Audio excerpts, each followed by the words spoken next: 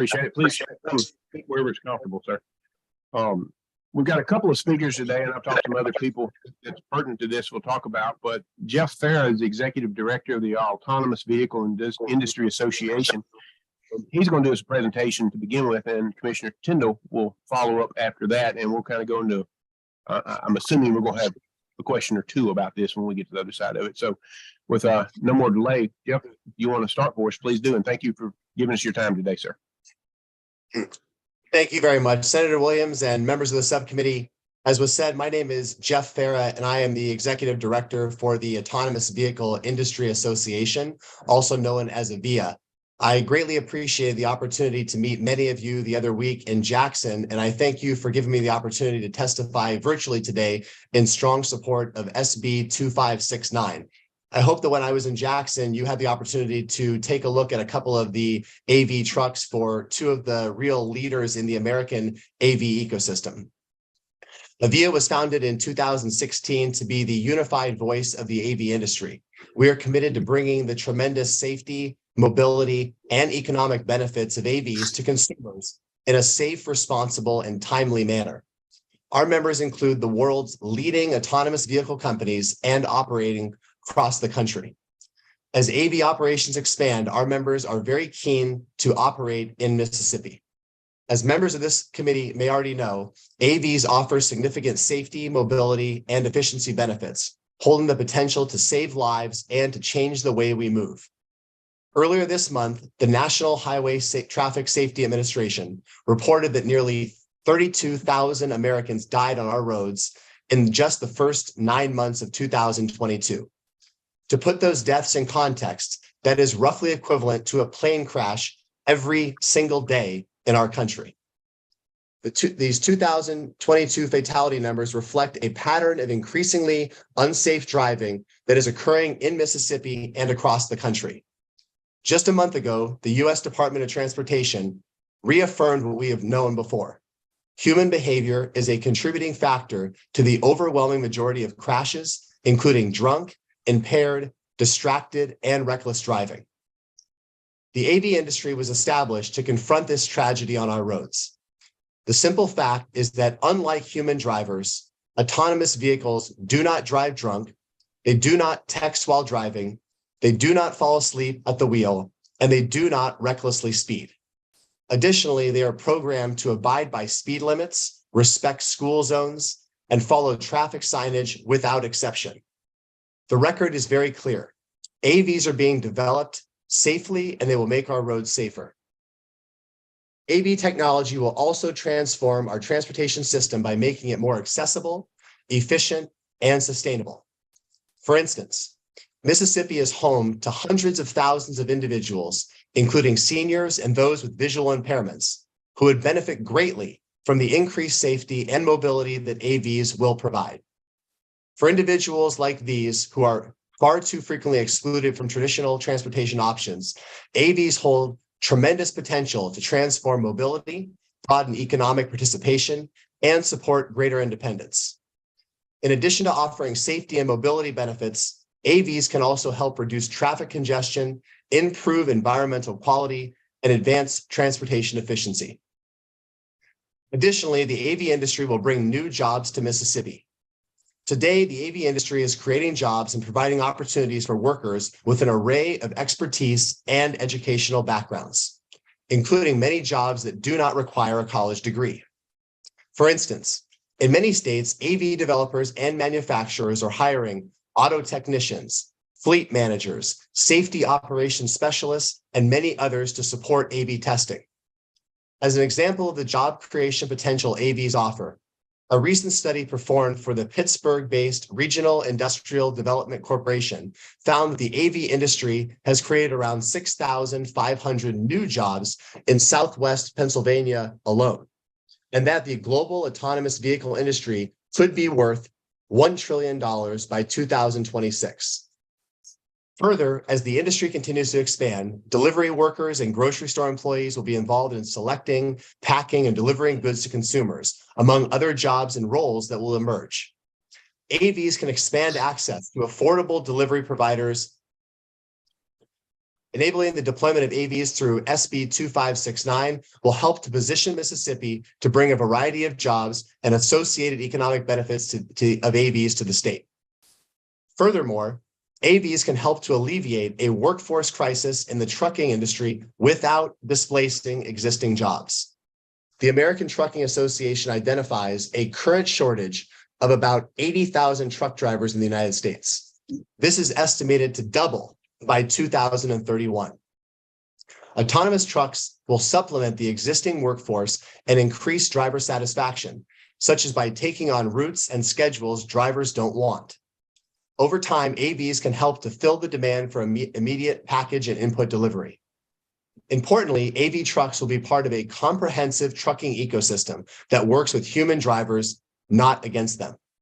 Adoption of this technology will not lead to mass layoffs. It will help to fill the demand for immediate package and input delivery, as well as lead to a positive lifestyle change for thousands of truckers. We know that long-haul trucking is particularly hard on drivers, with long hours and time away from home prompting quitting or never entering the field in the first place. Our members' technology will allow drivers to spend more nights in their own beds instead of in the sleeper berth of a truck. That's a change we believe will be welcomed by America's truckers. While I could discuss the benefits of AVs for hours, I did want to mention one final benefit that stands to be particularly impactful as consumers across the country struggle with rising prices. AVs can reduce the cost of consumer goods as well as the cost of transportation. Highlight one example with respect to goods. AVs have the potential to dramatically reduce the cost of deliveries for consumers, with some pilots costing only $5.95 per grocery delivery compared to the added costs of between $10 and $20 charged by existing delivery services. With respect to transportation costs, which amount to the second largest expense for most households, AVs could reduce average household costs by as much as $5,600 per year when consumers rely on shared fleets of autonomous vehicles. This would be particularly impactful in food deserts, rural communities, and other areas that do not yet have significant, accessible public transit options. AVs offer great opportunities, as I have said, but a framework that allows for the driverless deployment of the technology is necessary to realize these benefits. For a dozen years, AV technology has been tested on America's public roads and maintains a remarkable safety record. And other states have taken notice. 22 states have laws expressly authorizing AV deployment. Notably, all of the states surrounding Mississippi have enacted similar laws that enable AV deployment.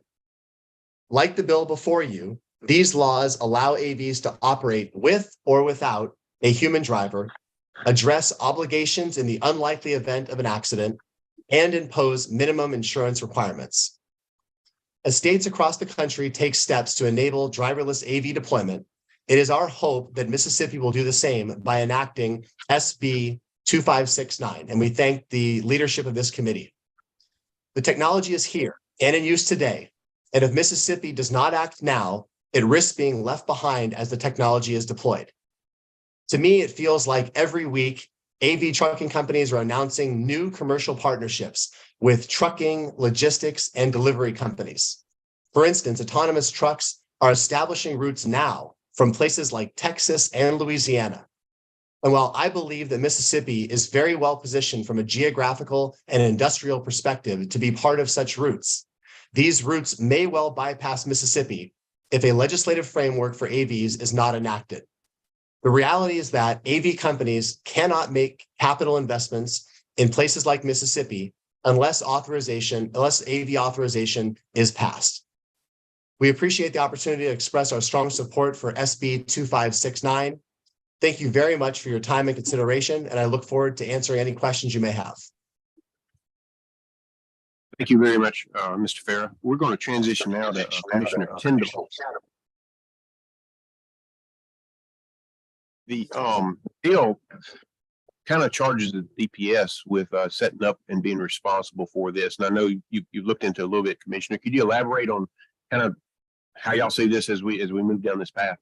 Well, obviously, in the 2 years that I've been commissioner, we've had a lot of conversations with various autonomous trucking companies and organizations that recognize, as we do, that this is the future. We're looking at autonomous vehicles. So we want to be supportive of those endeavors. And we certainly believe that it is the way of the future. We do have concerns that primarily we want to make sure that law enforcement, and whether it's the Highway Patrol or the Commercial Transportation Enforcement Division, still has the ability to conduct inspections and weight limits and things of that nature. Can you get a little closer, I think? Sorry.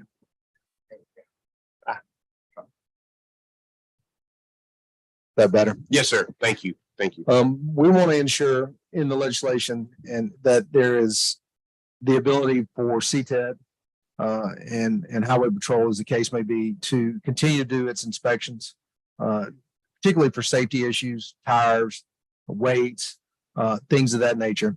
I noticed that in the legislation, it has the registration of all autonomous vehicles with the Department of Revenue. I certainly understand that from a perspective when we're talking non-commercial vehicles, but I want to make sure that, you know, when it comes to motor carriers and commercial vehicles, that they are also registered through the Department of Public Safety. And lastly, and one of the concerns that we've raised with the industry is ensuring that these autonomous vehicles aren't used for the transportation of contraband and other illegal substances, which is, you know, particularly when it comes to moving commercial vehicles or really any vehicle, making sure that it doesn't become that conduit for those types of operations. So while it's great technology, I think those are all things that we also have to be considered and prepared to address as this becomes more and more of a reality. And that's why I think the registration is important. Who owns these vehicles? Who's responsible for the product that they're carrying? And the other thing, and ultimately it's up to y'all if y'all feel like we're ready. Initially, we thought this would primarily be on a U.S. interstate and highways, but it appears the legislation is for all public roads. And before we allow these vehicles to operate on roads that, quite frankly, might not be ready for that, I want to, you know, make sure that we enter this safely so that it doesn't put other drivers at risk due to the technology perhaps not being ready for certain roads in the state of Mississippi. I do have the Colonel of the Mississippi Highway Patrol here.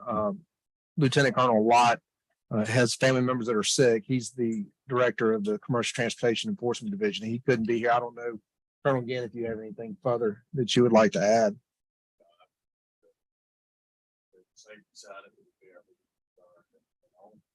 Secondary highways.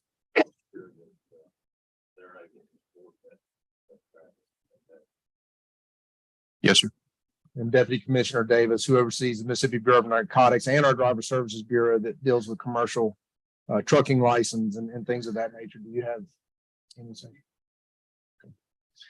Thank you, gentlemen. Welcome. Thank you for your time. Thank you, Commissioner. To go back, let's just address that safety issue right out of the gate, if we don't mind, you know, as far as on secondary roads and maybe roads that aren't at the level we might want them to be. Can you address that, Mr. Farrell, what the experience is or what you anticipate that to be going forward?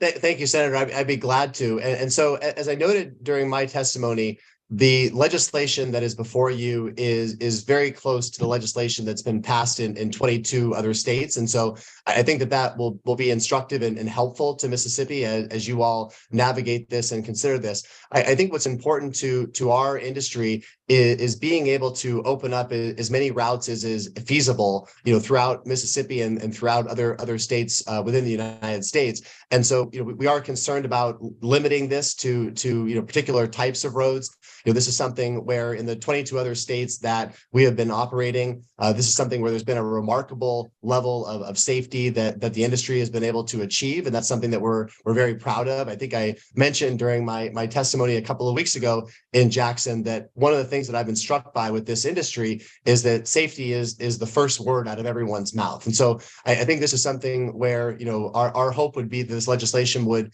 hew as closely to what other states have been able to do in the past. And that's something that ultimately is going to open up the most amount of economic opportunities for Mississippi. Thank you. Thank you. Do you have data that speaks to specific safety metrics as to how much safer AVs are than vehicles driven by humans?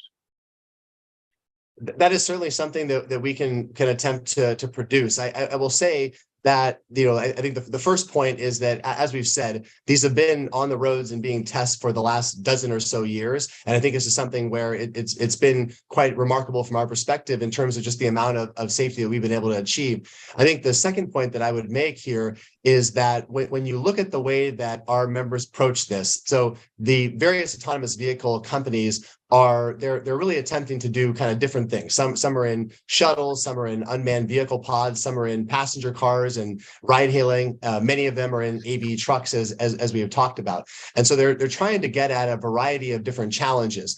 The one thing that is central to what it is they are doing is that the brain of the vehicle, the core of the vehicle, if you will, is the automated driving system. And so if you saw the vehicles that were outside of your state capitol a few weeks ago, you saw that there is a variety of LiDAR, of lasers, of sensors, of mirrors, of other types of technology that all come together to create this autonomous driving system and ultimately make the vehicle perform the driving tasks that a human otherwise would. And what's interesting about that is that it enables the vehicle to have a 360-degree view. I was in Dallas, Texas shortly before I was in Jackson, and I rode in a couple of AV trucks. And what's remarkable is that you have this ability when you're in an AV truck to have a complete comprehensive viewpoint of all of the engagements around you. The AV truck is picking up various incoming traffic that's coming onto the shoulder. They are looking out for other vehicles that are approaching in different lanes that might be swerving in, and they can bump over to make sure that they are giving enough room if that is indeed possible. The bottom line is that the autonomous driving systems are able to take in information that a human would never be able to get. And that's something where, try as we might, ultimately we are limited by our own capacity. And so this is something where, as this technology continues to improve, it gets smarter and smarter as it learns the roads that it is traveling on. This is something where I think that the safety reality is going to speak for itself, and we're very proud of that as an industry. Thank you very much. And just elaborate a little bit on the commissioner's concern about non-interstate and highways. And I'm assuming it's not, but I'm going to ask the question, is there data that maybe speaks to the success or what's happening there on county roads, et cetera? Yeah, I'm not aware of concerns that we have encountered from other jurisdictions about that sort of thing. I think, in terms of infrastructure needs that our industry has, we have the same infrastructure needs of every other company in the automotive space. And so this is something where, our hope and expectation is to be able to operate in various places within Mississippi. That's what's going to ultimately allow us to be able to make the capital investments as an industry in your state. And so our hope and expectation would be that we would be able to do that and not be limited to only certain types of roads. Sure. Understood. I appreciate it. Any questions from the committee? Senator Whaley. Thank you. Senator.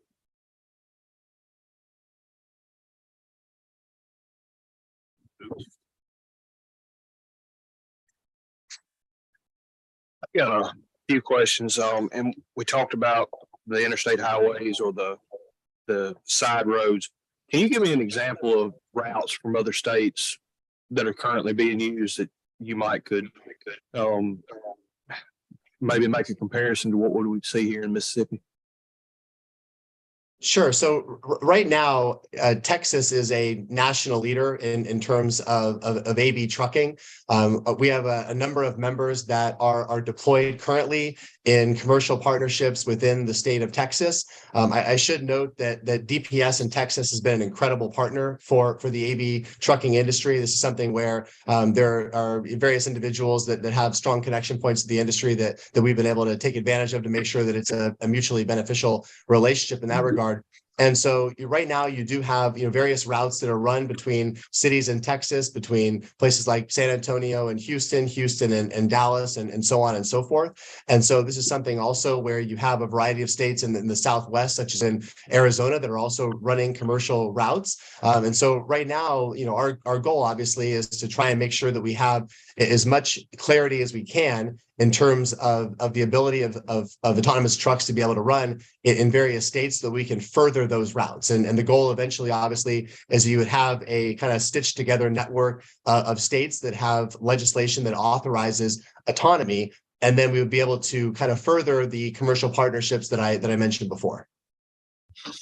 Okay, another question I've got for you. When you talk about the safety aspect of this, and I heard the commissioner, he mentioned earlier about inspections and making sure we don't have contraband and such. When I saw the trucks, I noticed you called them LiDAR and radar, all the different DARs that you had, for lack of other words.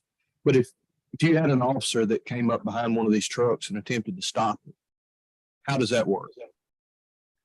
It's a great question, Senator. So the obviously this varies to some degree from manufacturer to manufacturer. The first thing to note is that the legislation that you all are being asked to consider does require a law enforcement engagement plan. And so there would be protocol that would be established with law enforcement within Mississippi to allow them to be able to pull over these vehicles. These vehicles are equipped to be able to detect a police officer trying to pull them over. And so this is something that would be accomplished. There would also be contact information that would allow for the officer to be able to reach the individual as appropriate so that they could perform whatever was ultimately needed. I think in terms of, the comment that was made, Senator, with respect to inspections and weight, the other thing that SB 2569 does is it requires that autonomous trucks abide by all of the regulations and rules that Mississippi already has in place. So anything you all have in place relative to inspections and weight in terms of local traffic laws, that is something that the industry expects and absolutely wants to abide by. Well, I understand that as well, but I also do know that even though we have these laws that law enforcement likes to check our weights on our trucks sometimes, so I understand that. But you'd have contact info, so if the officer did engage the vehicle, they'd have to call someone. Is that right? They could, if that was the goal of the officer, after they pulled over the vehicle in a routine traffic stop, if they wanted to do that. Again, there's variation manufacturer to manufacturer in terms of what protocols they would set up, but that's something that ideally would be handled within the context of the law enforcement interaction plan that is in the legislation. Okay, thank you. I should also note, if I may, just for one moment, Senator, is I know there was a comment made about contraband and concern about that. I think one thing that's worth noting here is that, at least as it exists today in terms of the business of autonomous vehicles, but especially in the case of autonomous trucking, you're talking about a fleet management model. And so you have a situation where the AV company or one of their partners are the ones that are operating this. And so you're not going to have, at least in the near term or possibly even the medium term, a lot of private ownership of autonomous vehicles. That's especially true of autonomous trucks. And so I think because you have that fleet management as opposed to, say, individual ownership, it does dramatically reduce the amount of opportunities for contraband, because obviously the companies are highly motivated to make sure that their vehicles are being used in an appropriate way and not being used to move any contraband within the state. You good? Yeah. Thank you. Senator Weatherly was talking, just kind of having hypothetical here, because I know the autonomous vehicles would not break the laws, but let's assume speed limit changes from one trip to the next and they do get pulled over for speeding. Who gets the ticket and how does that happen? Well, excellent question. So, I mean, the first thing to note is that right now, as these vehicles are designed, they are operating below the speed limit. As I mentioned, I was in Dallas, and so these vehicles are operating 10 miles per hour under the posted speed limit. They are operating in the rightmost lane. They are only deviating from that on an as-needed basis because they want to do this in the safest way possible. The second thing I would note is that within SB 2569, it notes that the autonomous driving system is the driver. And so insofar as there are humans that are inside of the vehicle, they are merely passengers. And so ultimately the autonomous driving system, the owner of that is the one that is responsible for the vehicle.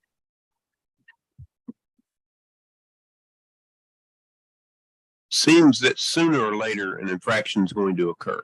And let's just for the sake of argument, assume the autonomous driving machine is guilty. I guess, will the owner be responsible for the ticket? So right now in the United States, we have a system of liability that takes a look at the variety of factors that are out there to apportion responsibility. And so that's something where that regime should continue with autonomous vehicles just as it is right now.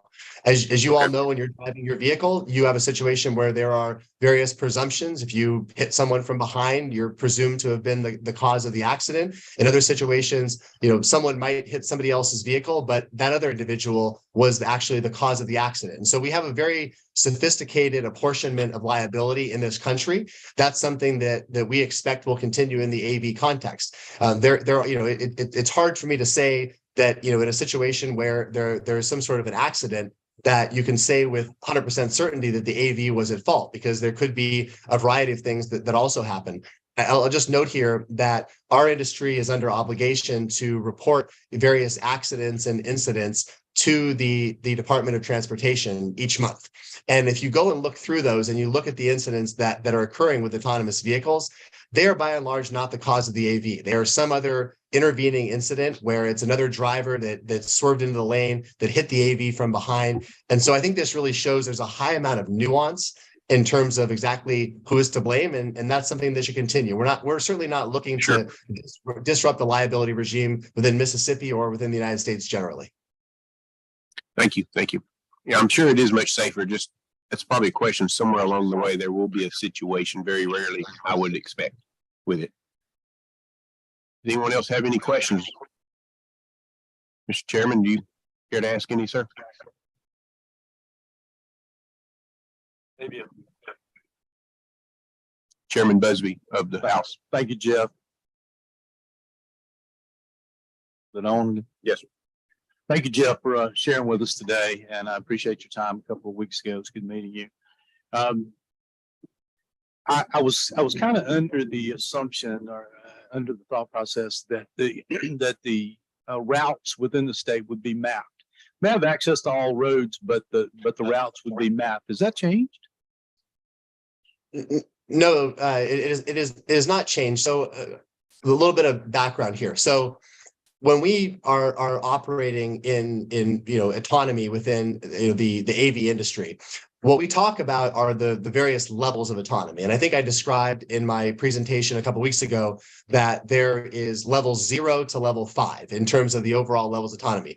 0 being the least sophisticated Model T version, absolutely no technology in the vehicle. When you get to level 4, that's what we call autonomous driving.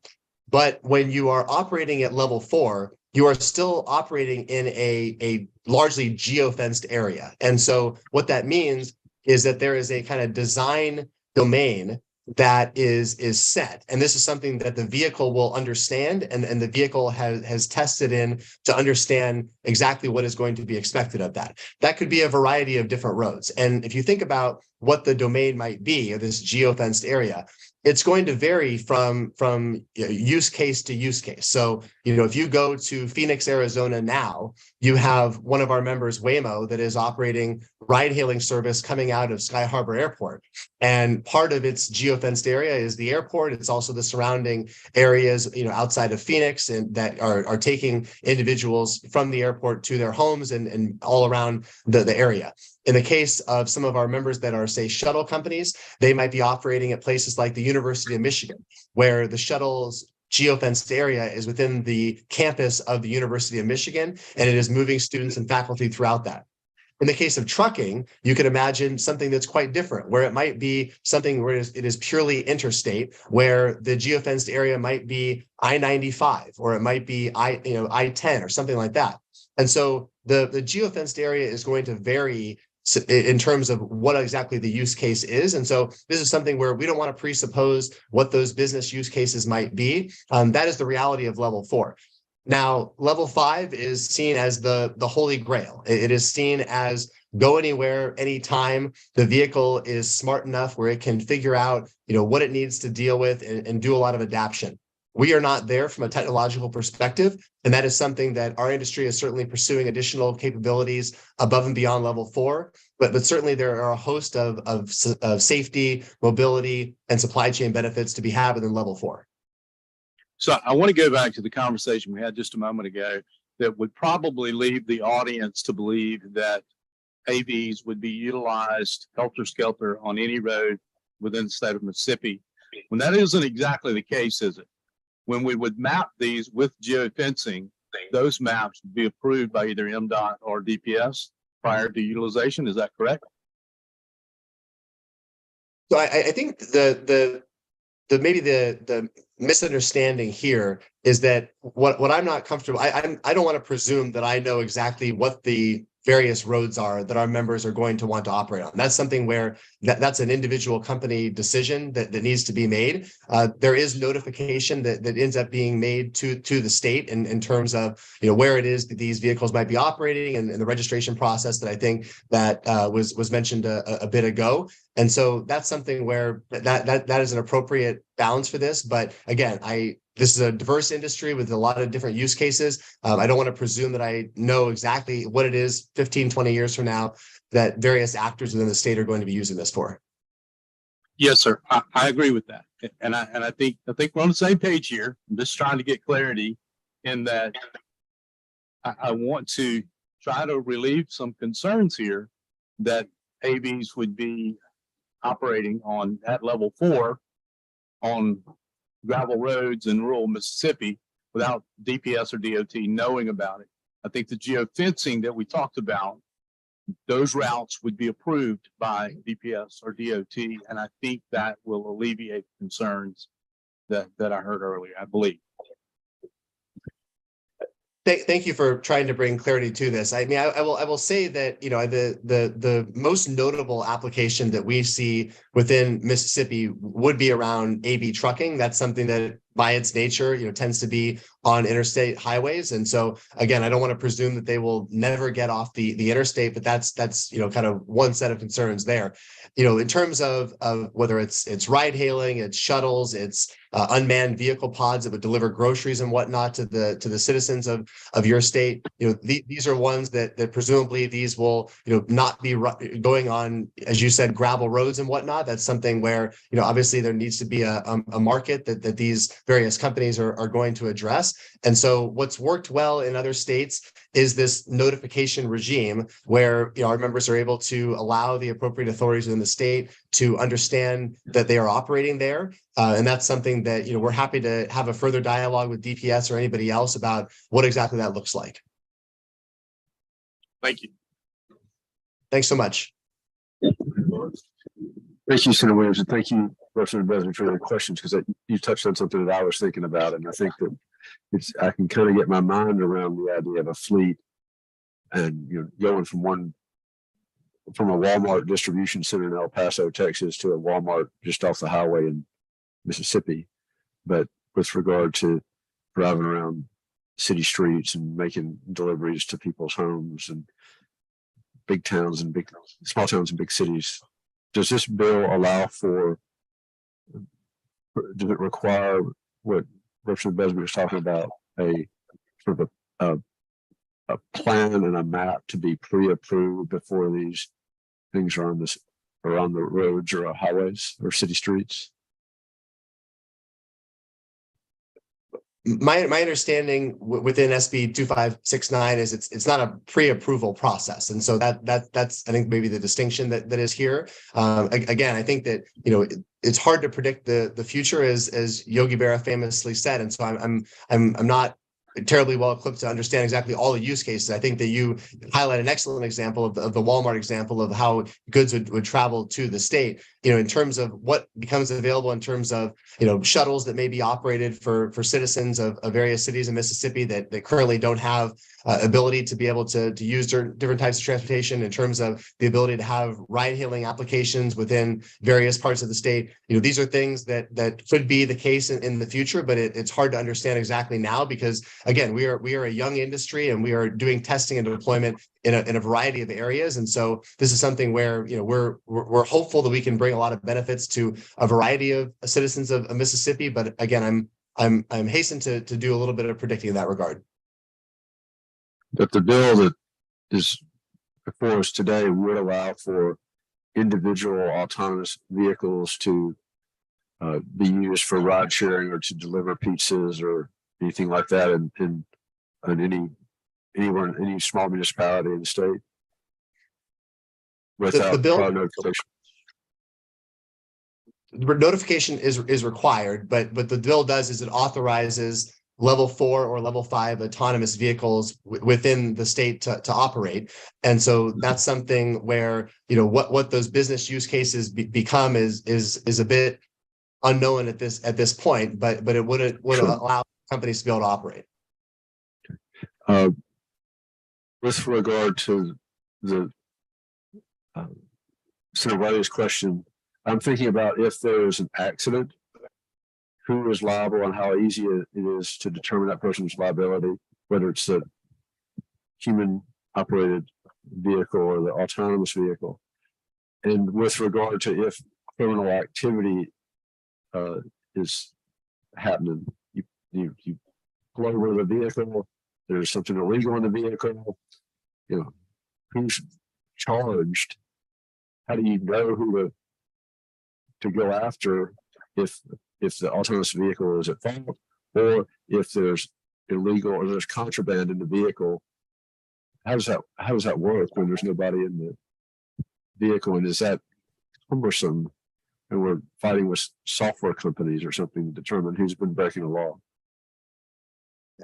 I think it's an excellent question. So the point that I would make is that in this country and in Mississippi, we obviously have existing liability regimes and existing criminal regimes that are very sophisticated and have operated for a number of years to determine who is liable or who is responsible for some act. That is something that will persist, and we're not looking to disrupt that at all. The legislation. Well, but it's very different though, because you've got a person sitting in a car and you know who they are. And in this case, you've got, I don't even know where you would begin to apportion liability or charge with criminal conduct when the car is empty. Well, let's take a specific example. Imagine a situation where, however many years from now, there is a company like Uber or Lyft that is operating ride hailing around the state capitol where you're sitting today. And imagine an individual gets into that Uber or Lyft that is operated by an autonomous driving system. And imagine that individual has something illegal in his or her possession. In that situation, the passenger. So, again, the autonomous driving system is the driver. That is the responsible party in terms of what they're doing in terms of driving. But the individual who is carrying that contraband, their responsibility for any illegal acts are not negated just because they're sitting in an autonomous vehicle. So my expectation would be that law enforcement would still pursue charges against the human passenger for his or her misconduct and would not hold responsible the owner of the autonomous driving system.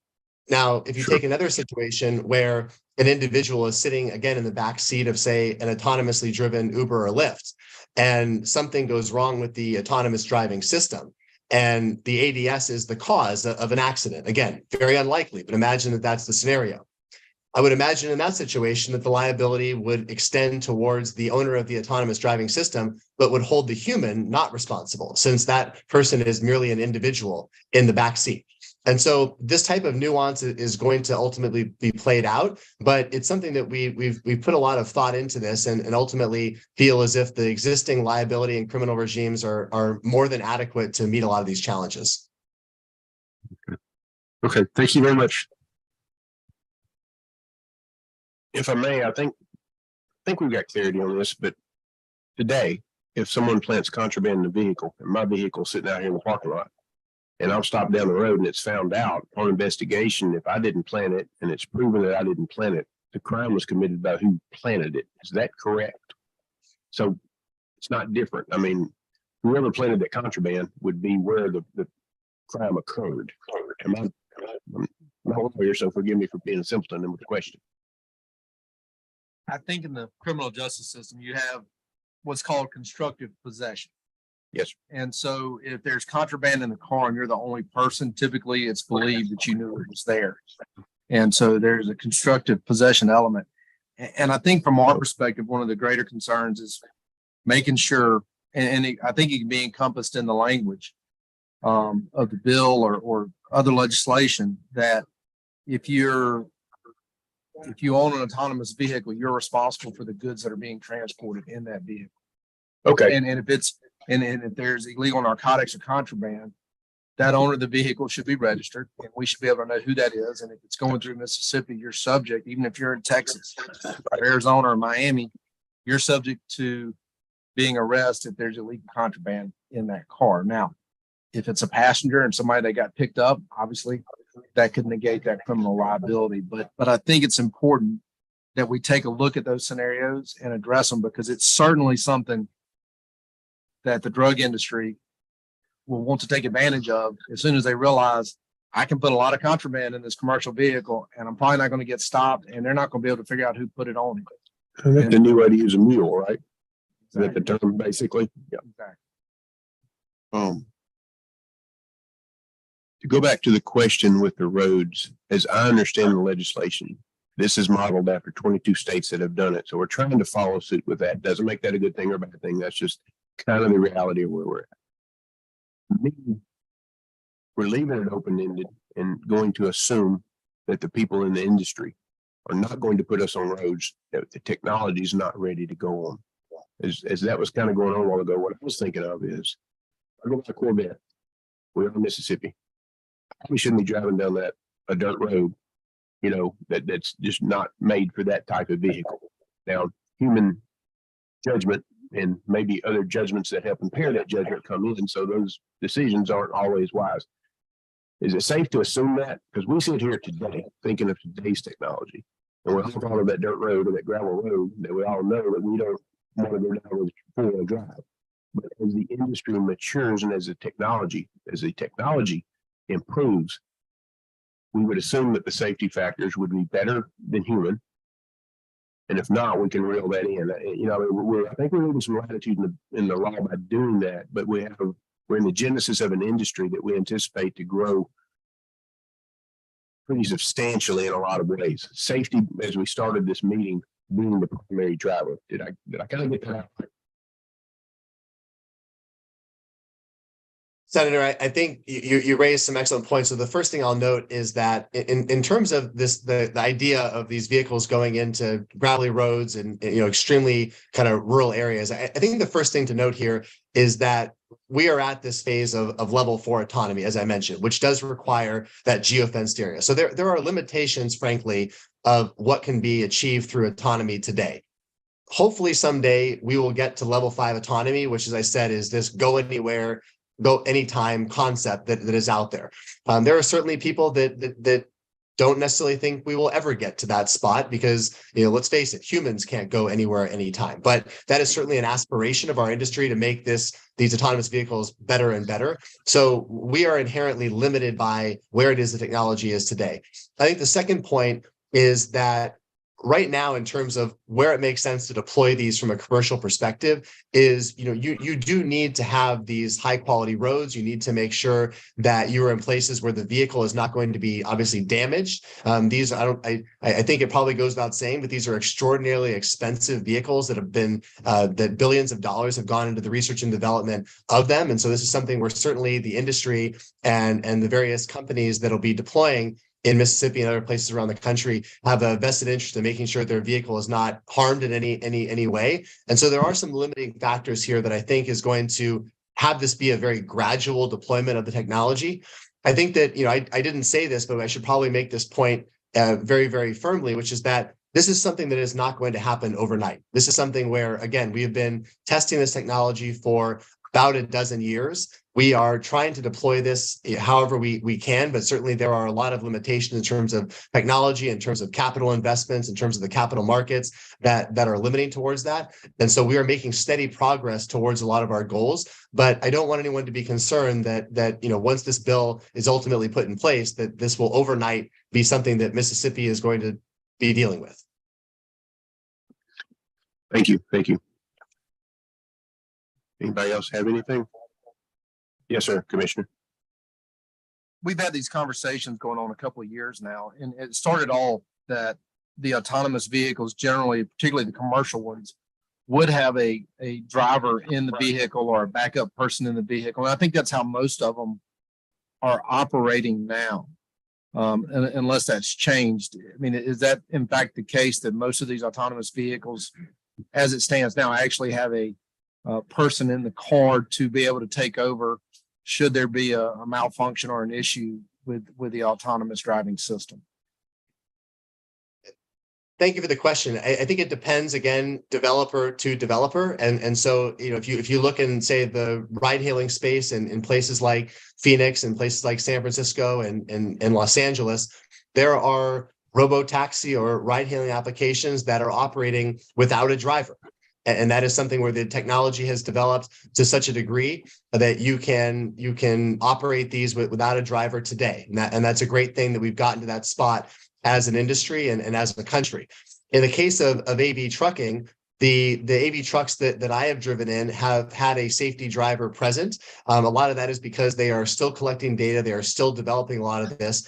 When I had the experience that I mentioned in Dallas shortly before I saw a lot of you in Jackson, in that situation, you have an individual that is there to intervene. In the case that I was driving in, there was no need for intervention because the truck was able to seamlessly do what it needed to ultimately do. And so this is something where the legislation does contemplate situations where there is not an individual that is in the cab, that is in the driver's seat. Certainly, if you look at a lot of the vehicles that are being developed by our members, these are ones that have no steering wheel, they have no gas pedal, they have no brake pedal, because they don't ultimately need that. And so that's something where it's going to change the way that we ultimately move around. I've mentioned before some of the shuttle services that are out there. These are shuttle services where the design of the shuttle does not contemplate having an individual in it. And that's something that ultimately is going to deliver a new mode of transportation for the American public.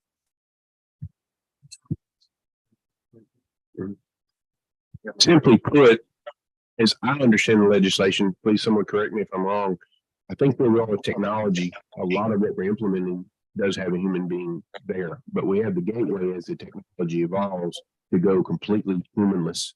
And as I saw the exemptions that the AVs will have is those things that are there for human safety belts, things of that nature, will be exempted from being in these vehicles once we go to a completely autonomous situation. Am I correct in the way the legislation reads? We have an on-ramp. Basically, it allows us to, I look at evolve as technology goes there, because if we take little steps for 2 years and then a big step, this legislation allows us to on-ramp to a completely autonomous world where a vehicle doesn't have any of the things that we as humans, the steering wheel, the gas pedals, and as we think about that, is, oh my goodness. I mean, but this legislation will allow that, I think, just to have clarity on where we're trying to go, but it prevents us from coming back year after year and taking smaller steps. What we've tried to do in terms of a lot of the states that we've been active in is to future-proof a lot of this, to make sure that, as you say, you don't have to keep on coming back as the technology evolves. this is something, again, where today there are safety drivers in certain autonomous vehicles, and that it largely reflects maybe where the various developer of the AV is in terms of their technology cycle. But there are other companies that have pulled the driver out, and they are operating without a driver in that case. And so that's something where, again, it varies, manufacturer to manufacturer, developer to developer. That's something that it is evolving now. It is something where, again, there are nearby states like Texas where there is, daily operations that are going on, and different manufacturers have approached what it is that they're there differently.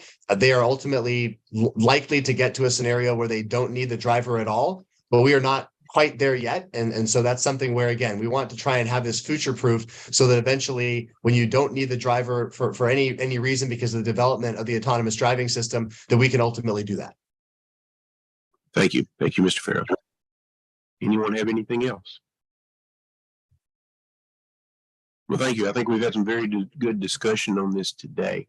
I want to ask committee members, do we want to take this in full committee and talk about it there?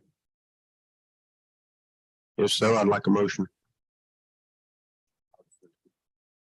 All in favor, please say aye. Aye. Any opposed? Motion carried. Mr. Farrow, thank you very much. Thank everybody. Our 30-minute meeting went 50 minutes, so my apologies, but I think it was a good, healthy discussion. And we do have concerns, Mr. Commissioner. I do want to talk to you briefly and make sure we get these things addressed. Thank y'all. Motion to, yeah, that's the one. Thank y'all. Thank you for the opportunity. Thanks.